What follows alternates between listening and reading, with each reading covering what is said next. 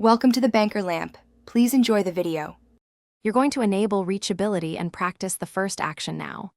Open Settings, tap Accessibility, then touch and switch reachability on so the screen can shift down.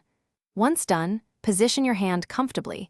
Use the bottom edge of the screen and a quick downward swipe near the home indicator area. This reduces reach distance and keeps your thumb controlled. Make sure you feel the soft, momentary screen shift. That confirms it's active and ready for the next step. Now you'll practice the actual gesture so it becomes natural. You place your thumb near the bottom center, right by the home indicator, and swipe downward in a short, confident motion, not a long flick.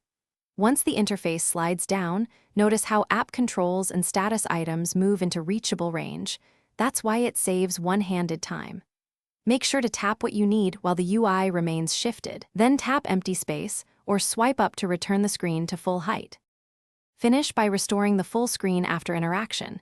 Either tap empty space or swipe upward to dismiss reachability. If it doesn't activate, make sure reachability is enabled in settings and then toggle it off and on. Restart the iPhone if needed. Also inspect your case or screen protector. Excess thickness or edge interference can block the swipe area.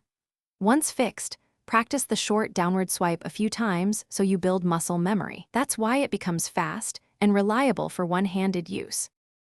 Thanks for watching. If this was helpful, leave a like and consider subscribing. See you next time.